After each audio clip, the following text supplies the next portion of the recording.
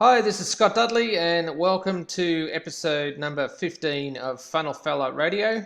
And today we're going to be looking at how just one word increased click-through rate by 161.66%. So, to get stuck into it, the benefits of testing and tweaking funnels are obvious. But what separates an average optimizer from a professional optimizer is the pro knows exactly what is worth testing to move the needle. So the point being, there's no point wasting time on testing things that are not going to make an impact or provide useful data to make informed decisions. I mean, there's literally thousands of things that you can test, but probably a good 95% of those things are not really going to make much difference to the bottom line of the business, and they're not really worth even bothering with. So the harsh reality is that most of them are just not worth the time and effort, like I've just said. So what I'm getting at is to forget about best practices or what works for other companies. Instead, do your research and let the data influence what you're going to test. And that's exactly what a client of VWO, which is an acronym for Visual Website Optimizer, that's exactly what a client of theirs did. And in this particular case study, it provided incredible results. So much so that just by changing one word on the page, it managed to increase the click-through rate by 161.66% to their sign-up page.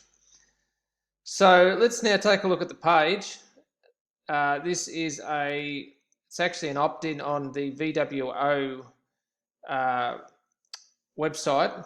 I've already opted in here to get the PDF file. So if we just quickly before I do, so the name of this blog post or this article case study is how VM software increased its CTR by 161.66%. All right, and that's on the VWO.com website.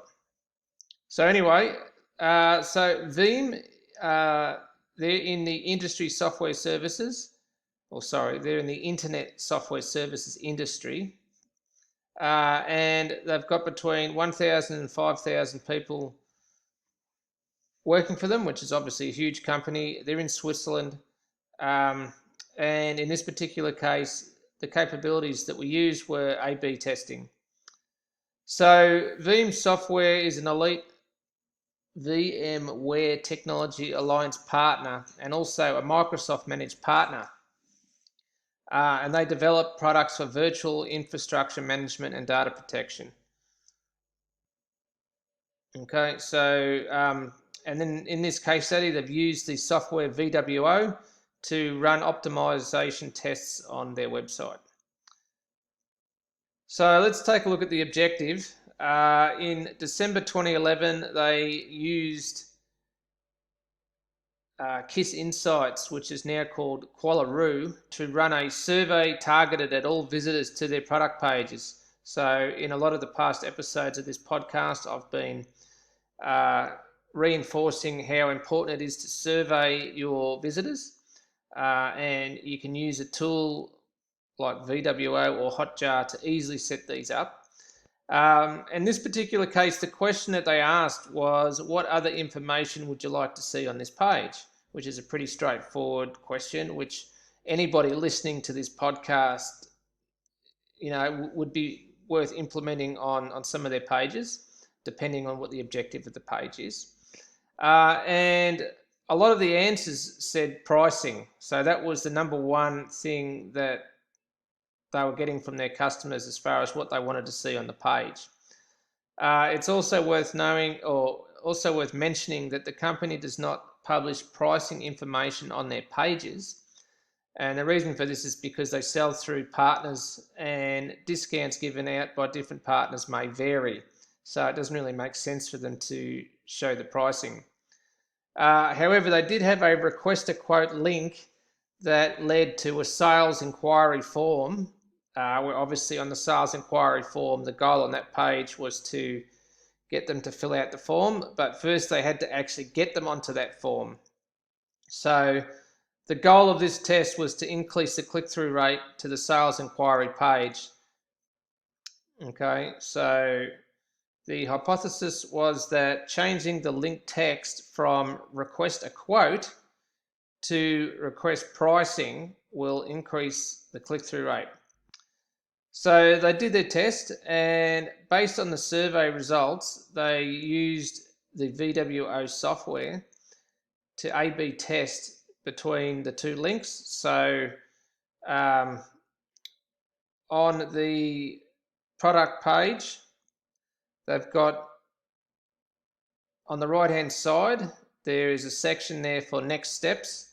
On the left hand side, there is a video that talks about Veeam backup and replication, which is obviously the product that they're offering. And then in between the video and the next steps section on the right, they have PDF downloads for product highlights and product data sheets and so on and so forth. But what they're actually testing was just some links on the right hand side, right underneath the menu bar. So underneath next steps, it's got the link for download, and then underneath there, it's got buy now and save. And then the third link is the one that they were testing. So on the original version, it had request a quote, and then on the new variation that they were testing, instead of request a quote, they decided to have request pricing. So obviously a quote and pricing are two completely different things. Request pricing is going to actually give them the answer to what they want to know of how much it's actually going to cost.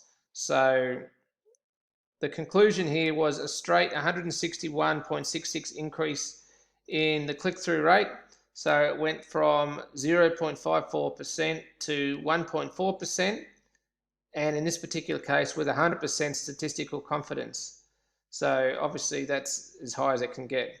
And it's a huge increase when you consider it would have only taken them about 2 minutes to set up the test. I mean, that's a classic example of a straightforward, simple test that was backed up by data where their customers were saying, look, what we want to know about, or the information that we want the most is pricing. And then they're saying here that some of you might feel that this result would be more concrete if the number of leads generated would drastically increase, which is a good point because that is the end goal, to get them to actually sign up on the following page, because otherwise just clicking the link doesn't really make too much difference. So they're saying here that optimizing a website involves tweaking multiple steps of the sales funnel. So the next step after optimizing the click-through rate to a sales inquiry page would be to try and increase the form submit rate. So it's basically a two-step process. The first thing, the most important thing, is to actually get them onto the page where the form is. And then after that, the goal is to get them to actually submit the form. So they're two completely different things. And then some final thoughts that they've got here is Veeam have done a lot right here. The first was starting off by gathering data and feedback from that survey. So once again, I highly recommend, if you should implement these surveys to ask your customers and prospects what sort of things they want to know, what they want help with, what are their biggest frustrations, and so on and so forth. So the best conversion and scientific experiments start with observation and asking for feedback. So again, that's why you've got to, instead of just guessing, you've got to ask for the feedback and get the data. Then they listen to their customers. So as you probably know, it's difficult to go wrong if you listen closely to your customers and change accordingly, which is exactly right. And then the final bit of actionable insight is to be direct and clear in your communication. This is especially true of the web, where consumers are attuned to filtering out anything except the core information they're looking for. So the key takeaway here is if they don't find it quickly, they just bounce. So for those people that just wanted to know the price, if they can't see anything to do with pricing, then they're gone, they're out of there, and they're onto the next site to find something else. So with that in mind, the key takeaway here, once again, is Veeam didn't do any guesswork. By putting the survey on the page and asking the question, they were able to see exactly what the majority of their customers were thinking and then they were able to confidently act upon that feedback. And with free or low cost tools like Hotjar available for this sort of thing, there's really no excuse not to be asking your customers for feedback on what they want, what they don't want, and what is frustrating them the most. So there you go. There's a classic example of a simple test. Just changing one word, a 2-minute test has produced massive results for this company. So hopefully you got a bit of value out of that. That's all I've got time for today. And I'll catch up with you next time with some more optimized tips. Thanks.